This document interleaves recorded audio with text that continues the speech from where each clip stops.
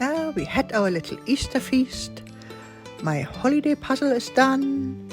And now I might as well start on the next video.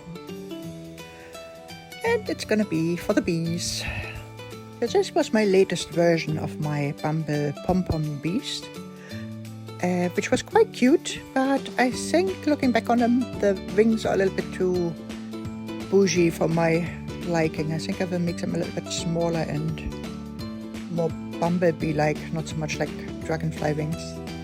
And they were also quite fluffy, some of them, a bit too bulky. So I might tone that down a little bit for this version. And I might try and do the wings. Might actually try and do the wings with the plastic, like the dragonfly, like little bumblebee wings.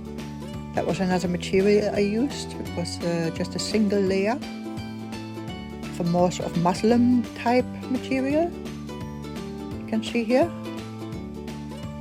So I've tried different things with these and none of them have been quite perfect. So let's see what we can come up with this time. That was a sort of paper version of my other felted bees. And these are the plastic wings I make for the dragonflies. So I might try a smaller version of those and show you how to make them. Now let's have a little look for inspiration at real life bumblebees. So you can see the proportion of them in real life. Look at that long trunk there. Wow. Those are actually from my garden, those pictures. Look how delicate those wings are. They're so pretty. I really want to make them more of a feature rather than just a sort of afterthought. And I might dye them or something just to tone them in a little bit better. And also make sure that they're not coming together, that there is a space in between the wings on the top. And of course, when we're finished with crafting our bee, there is going to be a quality control check by Missy. It is too nice to do a video inside today. I'm going to the beach.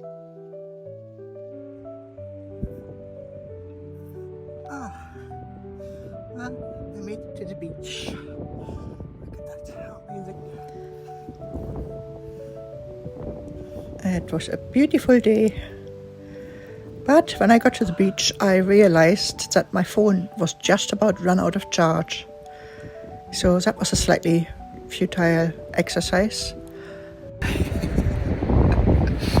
Well, that was a fine idea, but it's not quite happening. At least you guys got an outing. Look at that number of seals over there.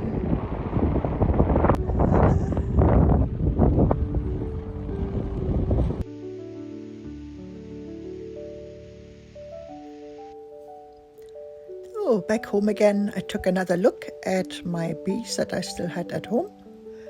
And this one has a bit of a small front and this one has a bit of a bulky front. So I think I'm going to try and make something that's a bit more evenly spaced. But just in general, they're quite characterful because they always look different. Cute little beasts. So let's go for it. So the only other thing you need, apart from a nice bee-colored selection of merino wool, these are the carded tops, is this thick black thread. It's got a special name, but I can't remember. And then some nice little sharp scissors. And we start cutting little tufts about maybe 4-5 centimeter. And if one side is much thicker than the other, sometimes at the end of the top, you just fold it, pull it in half and lay it over the other end so it's more even. So nice bit of white for the back, fluffy little bumblebee butt.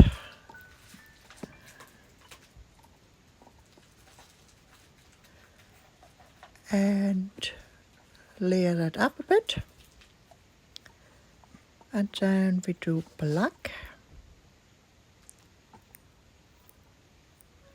Of course, you could make it as stripy as you like, really. There's a couple of layers of yellow and black. Really try to emulate the actual different kinds of bumblebees there are, but I haven't gotten that far with it yet. So add in a bit of orange for the lower body. And then I tie it up with this thicker thread. Make a nice tight knot. Pull it nice and tight. And make like a nice double knot to secure the little pom-pom. So it's a very easy way to make a pom-pom because it's super fast, really. And you can layer it up nicely in any color you like.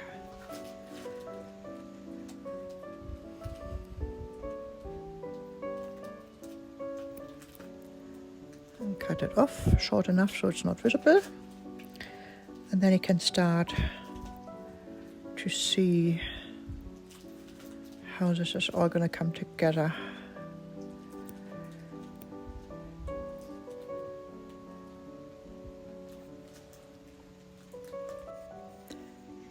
So then we're going to layer up the colors for the front part. So we want the black to be sort of at the back, and then the top layer where the wings are going to come out, that's I usually use like a yellow or light orange. Tend to use the lighter colors at the front of the bee. These colors are very bright actually. If you want to make it more naturalistic, you could blend those colors a little bit more, like add a bit of white into it or something, and do the hand carding technique to make more pastel-y colors. So that's a front pom-pom.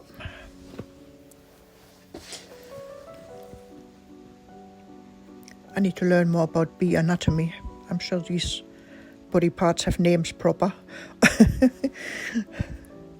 But anyway, there's a front and a back. So then, best get all your felting parts and whatnot out of the way and make sure you have a nice clean surface, because now comes the trimming part and you're going to end up with some very small, very sticky pieces of wool. So use like a tray or something to catch all of that fluff so you can clean it up easy and it's not going to stick to all your other things. And then you just kind of go by feeling and sort of shape the body of this little bee. Make sure the backside is nice and round.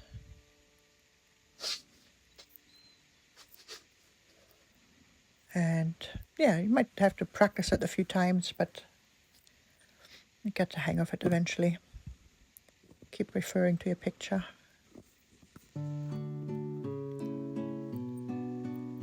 Try and sort of cut it so it gets a bit of a line.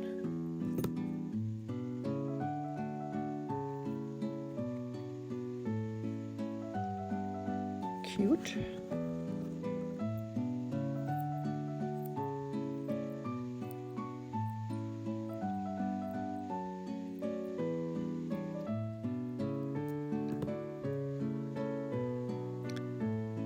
And then you can really see how this is coming together. But by this point I like to choose what is going to be the top and what is the bottom, and then cut the bottom bit a bit shorter. Then it's easier to keep on track of where you're going with the shape there. What's the side and what's the top and all of that.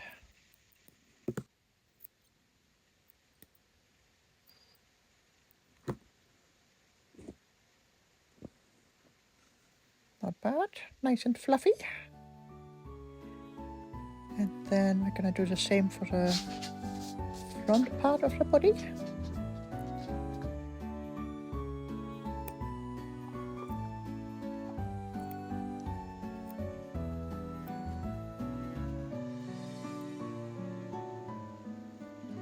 Just keep shaping it.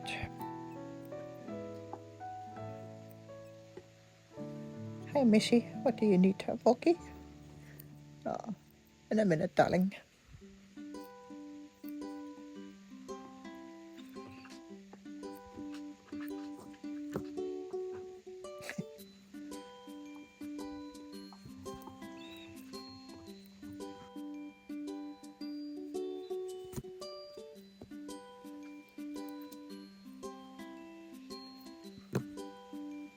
That takes a little moment to just get it tidied up a bit into the shape that you want. And if there's a bit of a line where the thread is going round, you can sort of pull it across a little bit. So pull it together a little bit so it doesn't show up. Then you've got your two pieces. I cut off quite a bit more of the orange there because that was way too bulky.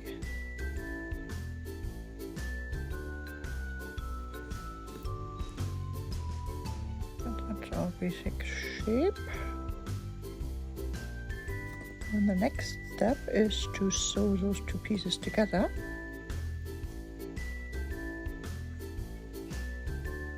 Again, either using the thicker thread or just normal black yarn. And I really try, when I sew them together, I really try to catch the middle part where the thread is going round. So the thread has got something to hang on to, obviously. And then you can see the shape a bit better. And work a bit more on that waistline there.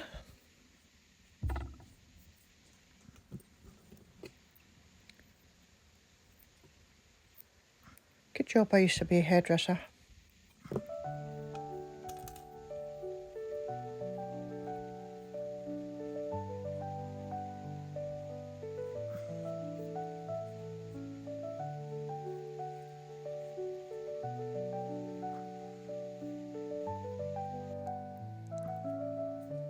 Yeah, that's nice. So again, tidy up all the fluff because it's very sticky stuff.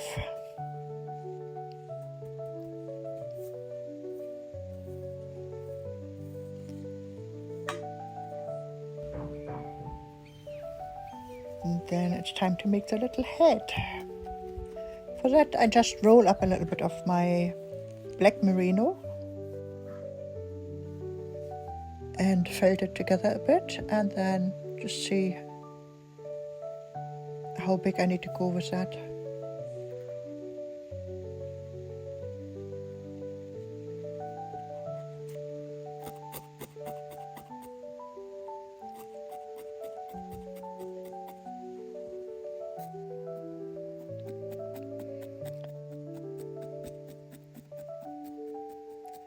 And I like to shape it a little bit so there is like spaces to put the beads in for the eyes. I like to use fairly large beads for the eyes, so I'll make a little space on the sides of the head where they will fit in nicely. And for my comprehensive bead collection, I try and find just the right size. If I'm lucky, there's even two of them.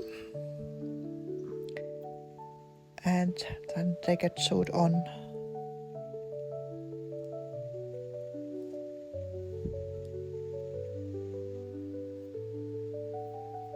Nice and secure.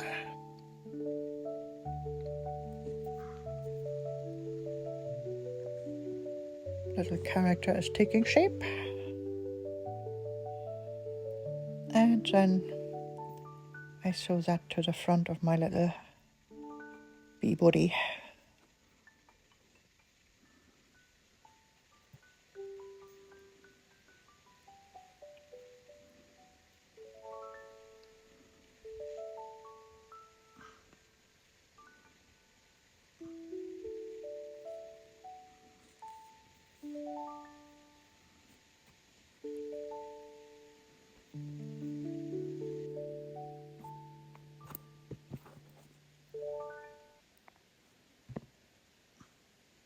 and I use this little bit of thread that comes out to suggest a little trunk there.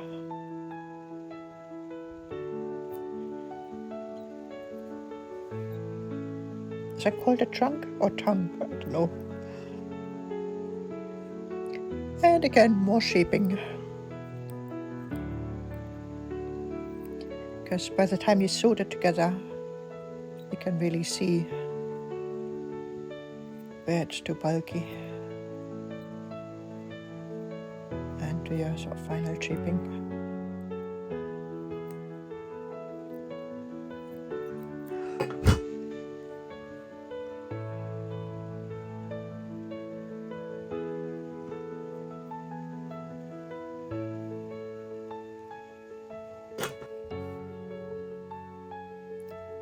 And when you're happy with that, you can use the last bit of that thicker thread maybe to come out on the top of the head and make little feelers out of it.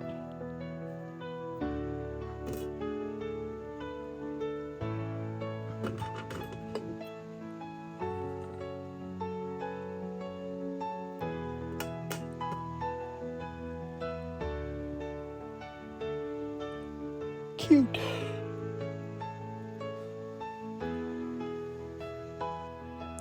Now we need some legs. Again, with the same thicker thread, I cut 3 little pieces that are long enough to show on the sides when I put the bee on top.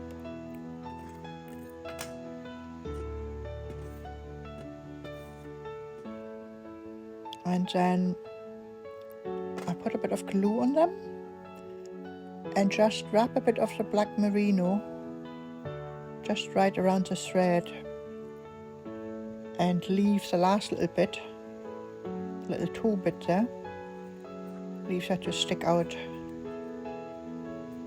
and just twizzle it around and it stick with the glue.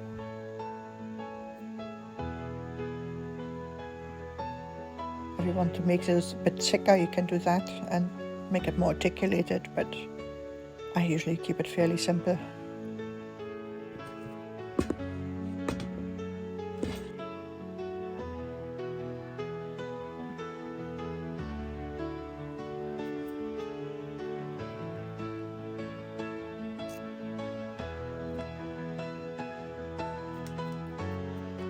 And then I glue those onto the body and add a little bit of black merino on top and pull them into the right shape. And there we have it, a little bumblebee with legs and feelers.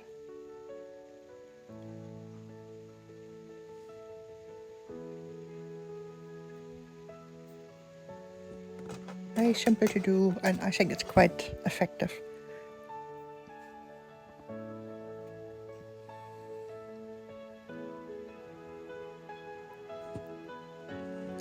I don't think I really want it to be more realistic than that.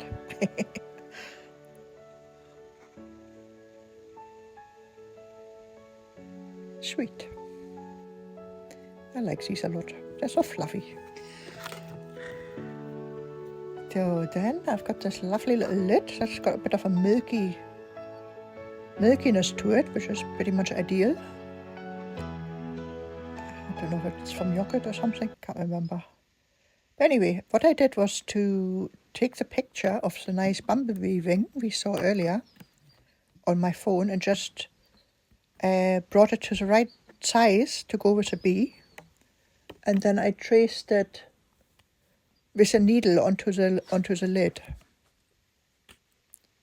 straight from the picture on the phone.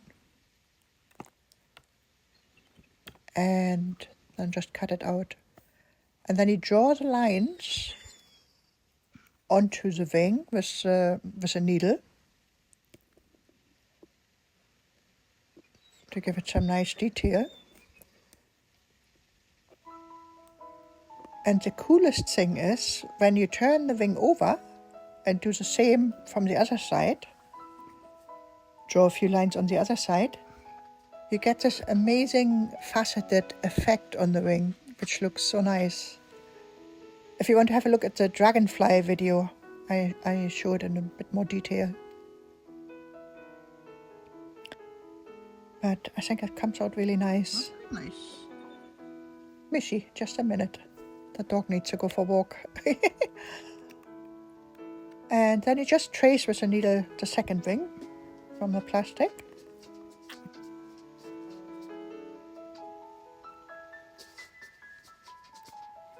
Sit down, Missy.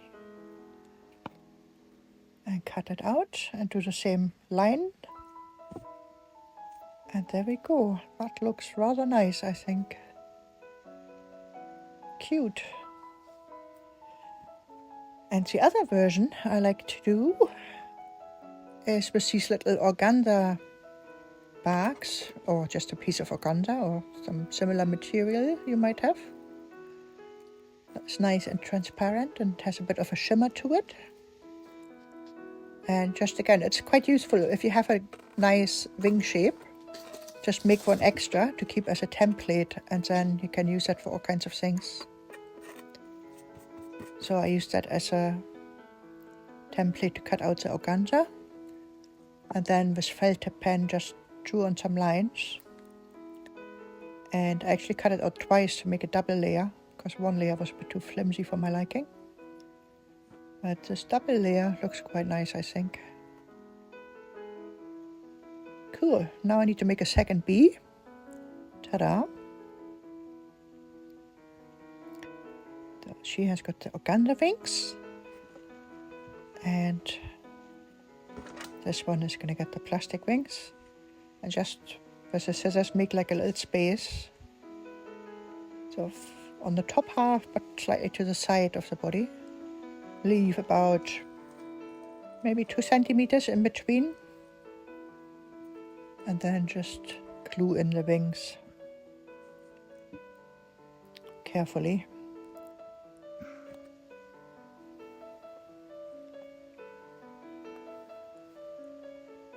And put them in place, position you like. Make sure they're nice and secure.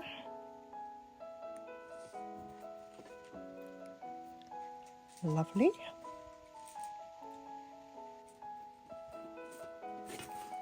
And then to finish that off, I like to use my fabulous mica powders.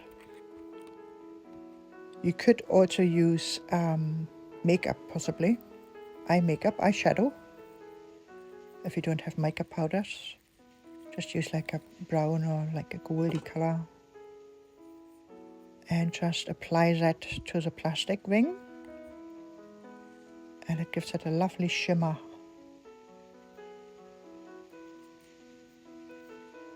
And it goes really into the lines and picks up the detail.